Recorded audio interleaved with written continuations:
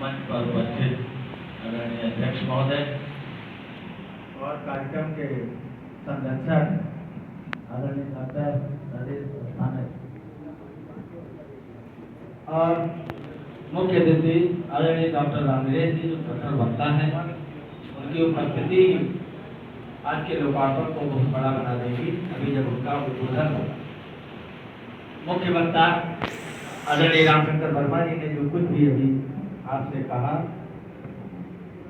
सच तो ये है, लेकिन ये अज्ञानी जी की ये आदत नहीं है कहीं जूठन बटोर के भंडारा करें। ये अपना अन्न जुटाते हैं, अपने साधन जुटाते हैं और उसी पर भंडारा होता है इनका, और इनका अनुसरण लोग करते हैं। आदरणीय दिनेश जी, मैं आपसे बहुत प्रभावित हुआ, पहली बार मिला। अवध और अवधि को जिसने सींचा है वो डॉक्टर अशोक पटियाली है।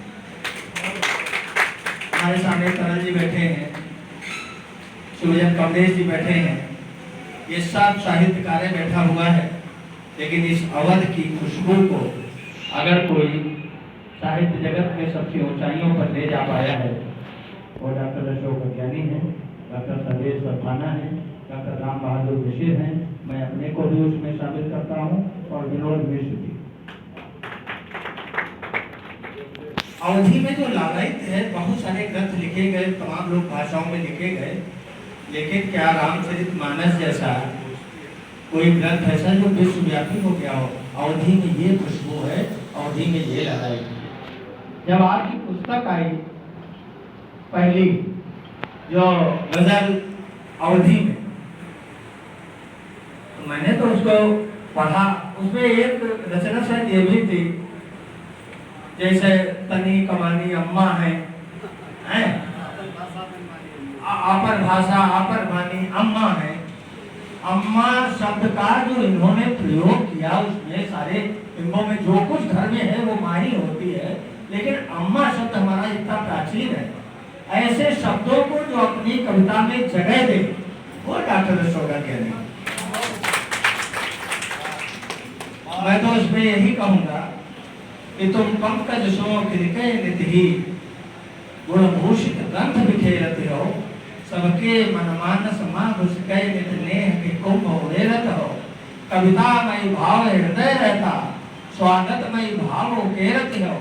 जगमात की कोर कृपा तंते यश दूनो मान बदौलत है। यश के ये भागी भी है।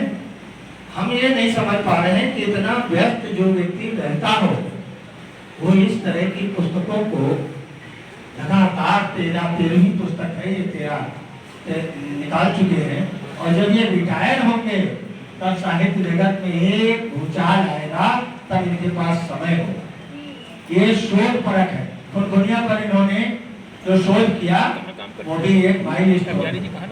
अवधि की गजल लिखी वो भी एक माइलस्टोन करेंगे लोग। आज ये एक बंद का गीत उसी तरह उस विधा को जन्म दे रहा है कि जैसे एक पहले श्लोक हुआ करते थे, येषां न विद्या न तपो न दानम ज्ञानम न शीलम न गुणो न धर्मः ते मृत्यु लोके भूरिभाग भूता मनुष्य रूपेण च मृगा चरन्ति। ये उस कोट के गीत हैं, इसमें जो अभी तक मैंने पढ़े हैं कि कोई श्लोक पढ़ो तो पूर्ण होता है।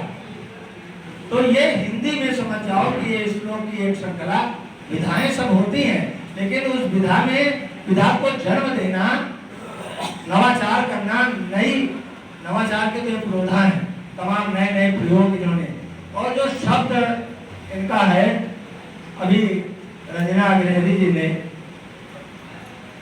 जो गीत गाया कोरोना काल का, उसमें जो पहला शब्द है अनमोल, वही इतना बड़ा है कि उसके आगे के शब्द उसी कैटेगरी के लाने चाहिए थे, वो पूरे आ गए। तो हर व्यक्ति जो सड़क पर चलता था, जो बाथरूम सिंगर भी था, उसकी जबान पर वो गीत छा गया। तो कुछ तो है जो खुशबू प्रतिभा गन दबाई नहीं जा सकती, और जितना दबाई जाती है उतने उसकी आयु बढ़ती है।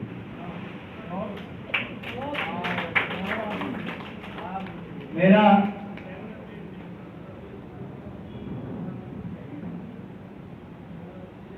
निराला जी की तरफ संकेत करते हुए मैं कहता हूँ, नवगीत नव सब कुछ नव नव करके उनकी एक कविता थी। हाँ, नवगत नवलय।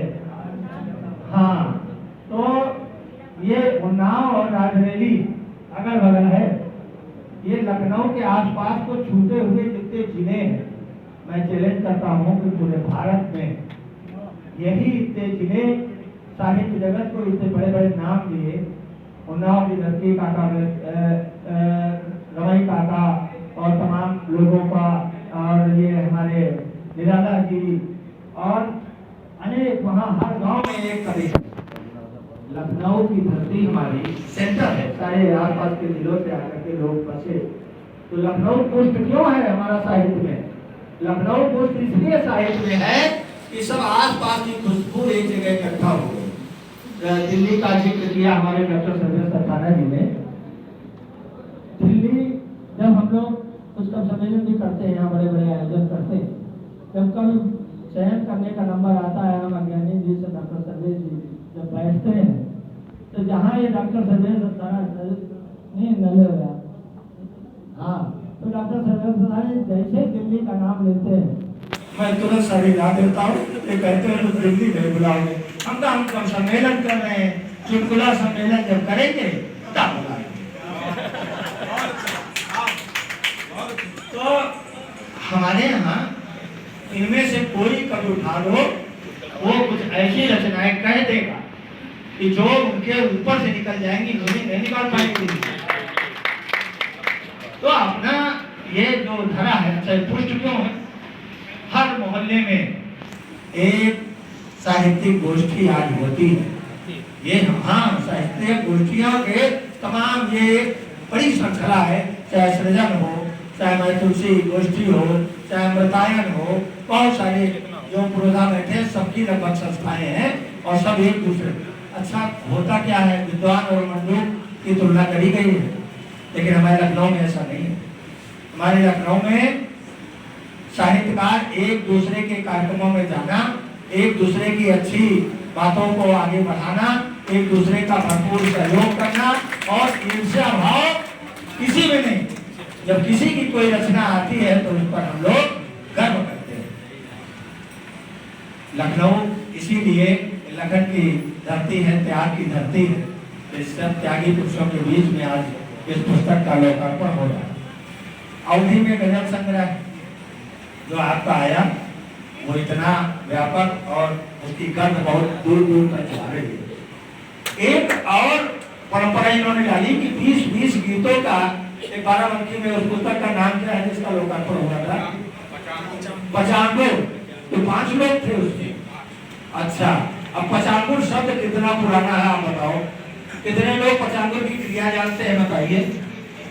जो गांव से जुड़े, जब भूसा समेटना होता था तब लकड़ी का 5 अंगुली का एक वो बनता था जिससे भूसा भरा जाता था थाली के अंदर।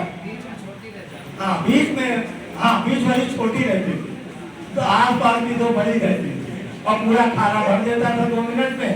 तो पूरी समग्रता लिए हुए जो किताब है उसका नाम क्या है? पचांगुर। ये भी नवाचार है। हाँ, और नवाचार के तो ये प्रखर हस्ताक्षर है, सबसे लाइन से अलग हट के, जो अपने कोई चलता पद चिन्हों पर कोई पद चिन्ह बनाता है वही सोना इस जग का दुनिया में पूजा जाता है। डॉक्टर अशोक वैज्ञानी वो साहित्य के पंडित हैं जिन्होंने बहुत सारे नवाचार किए। बहुत सारे नवाचार उनकी अभी पांडुलिपियों में मौजूद हैं, वो बाहर आएंगे। मैं तो कभी कभी मिलता हूँ तो ज्यादा हमारी मुलाकातें होती हैं। मेरे छोटे भाई हैं और इन्होंने कभी एहसास ऐसा नहीं हमें होने दिया कि मैं कहीं से भी थोड़ी बहुत भी इनसे दूरी हमको खलती है। और इनका पूरा अधिकार हमारे शरीर पर है, और ये जब भी कभी फोन करते हैं तो अपने अधिकार का प्रयोग करते हुए फोन करते हैं, दादा आपसे ये हाँ हाँ हाँ वही कह दो, चलो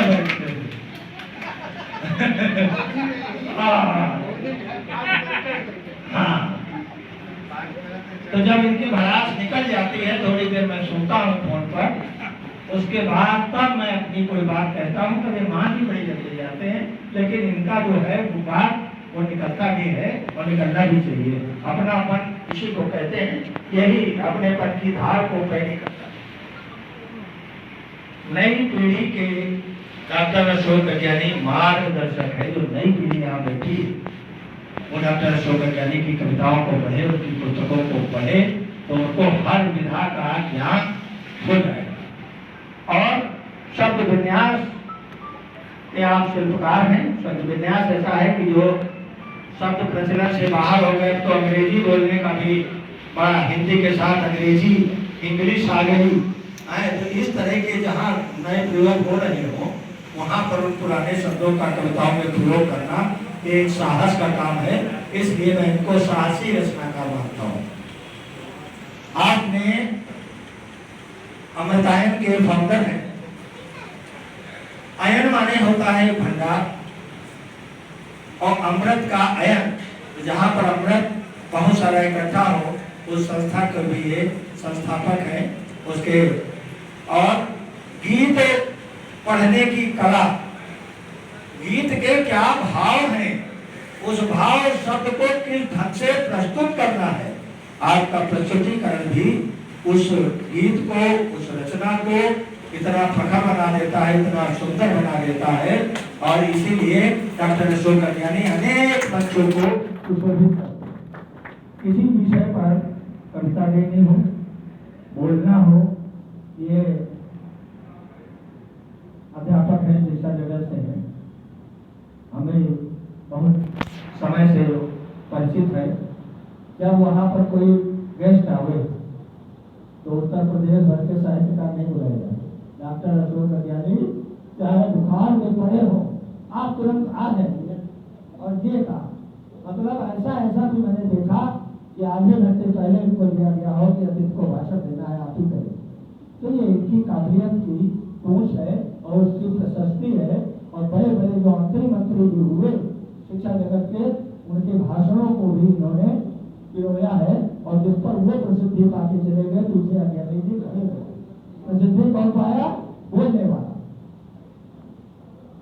लोकगीत, लोक भाषा, लोक संस्कृत।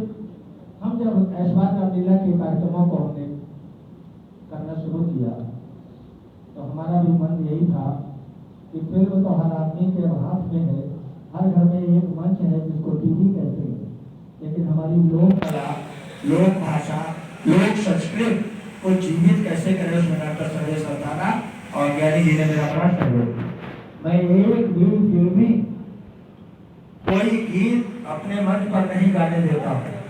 अगर लोक कला से है, किसी ने अगर कोई प्रयास किया तो मैं उसी समय उसको बंद कर देता हूँ। नहीं, ये मंच उसका नहीं है। हमारी लोक संस्कृत, लोक कला, उनको समर्पित अगर आपके पास कुछ है तो आपके लिए हमारा मंच है, हमारा मंच उसके लिए नहीं। अवधि कवि सम्मेलन, केवल अवधि का कवि सम्मेलन तुलसी बाबा की जयंती पर होता है। सामने तरह जी बैठे हैं, डॉक्टर अशोक गज्ञानी हैं, सर्वेश अस्थाना जी हैं। हम सब लोगों ने मिल करके सोचा कि अवधि क्यों, अवधि का, और इतना हिट कार्यक्रम वो होता है अवधि का सम्मेलन, जिसमें वो रचनाकार आकर के पड़ गए कि जिनका बड़े बड़े मंचों पर आप नहीं देखते, वो अवधि के माध्यम से तमाम मंच पाने लगे। उस कवि सम्मेलन का जो आया वो प्रसारित हुआ, लोगों ने सुना। अब वो बड़े बड़े मंचों को सुशोभित करते हैं। तो जब कोई आप नवाचार करोगे तो उसका अनुसरण भी हो। छंदकार, छंद विधा, इनमें एक हमने कला पाई, वो हर साहित्यकार में होनी चाहिए। हर रचना इनके एक दूसरे से प्रेरित नजर नहीं आती। उनके शब्दों में भी आपको नयापन मिलेगा, भावों में भी नयापन मिलेगा। और जब वो कोई साहित्यकार, जब बड़े आसानी से लोग कह देते हैं, अरे नहीं बहुत अच्छा गीत नहीं लगा, अरे छंद बहुत अच्छा नहीं, अरे एक लाइन लिखो तब कहो कि अच्छा नहीं लगा। अभी एक छंद से एक लाइन हटा ले, वो पूरी करने में हफ्ता भर औरतों को लग जाएगा है। और बड़ी आसानी से व्यक्ति कह देता है ये। और हमारी लखनऊ की धरती अगर सुझाव किसी को देती है तो काफी गोष्ठियों में देती है, काव्य गोष्ठियों में हम लोग रहते हैं, संदेशी रहते हैं, सृजन में रहते हैं। अगर कोई रचनाकार कोई रचना करके आया तो उसको काव्य गोष्ठियों में ही बताया जाता है, भैया ऐसे कर लो तो और बढ़िया हो जाएगी, ताकि कहीं पढ़ोगे तो लखनऊ का नाम ऊपर रहे। तो हमारे यहाँ जो आपसी समन्वय है साहित्यकारों में, एक बार उस समन्वय पर तालियां बजाएं अच्छी सी। सब रचनाकार ही रहते हैं। और मैं डॉक्टर अशोक गंगवानी जी को उनकी अगली किताब के लिए आमंत्रित करता हूँ कि अगले वर्ष आपकी कोई नई विधा की कोई चीज साहित्य जगत को फिर मिले। बहुत सारे लोगों को बोलना है और मैं तो उनसे बहुत प्रभावित हूँ, घंटों बोला जा सकता है उन पर, क्योंकि उन्होंने इतना काम किया है और ये सदैव माइल स्टोन मील के पत्थर की तरह याद रखे जाएंगे साहित्य जगत में। बहुत बहुत धन्यवाद। अंत में मैं उनको आशीर्वाद दे सकता हूँ। ये पर्व है आज का, जो इसको मैं जन्म दिवस मानता हूँ आज के दिन को, क्योंकि आज ऐसी एक विधा का जन्म हुआ है जो आज से आगे बढ़ेगी, बड़ी होगी, साल 2 साल 3 साल युवा होगी, वहां तक पहुंचेगी। इस पर्व पे उन्नत तुंग मिले, इस पर्व पे उन्नत तुंग मिले, विदुता विपाय सुजान बनो, लुभाव स्वभाव सजा रसना व्यसना तजिभाव प्रधान बनो, रचनामृत की वर्षा कर दो, रचनामृत की वर्षा कर दो, हर्षाए सभी यशमान बनो, गतिमान रहो प्रतिमान सने, ध्रुव के सब कीर्तमान बनो, नवकीर्त मिले, नवकीर्त मिले यश गायन हो, नवचेतन तार बजे तन में, और पंख में पंकज सो विकसो, मृदुता वर्षे अपने पन में, शीश आशीष कहे प्रभु का, धन वैभव शांति निकेतन में, ख्यात मिले दुनिया भर में, आदित्य प्रवास रहे।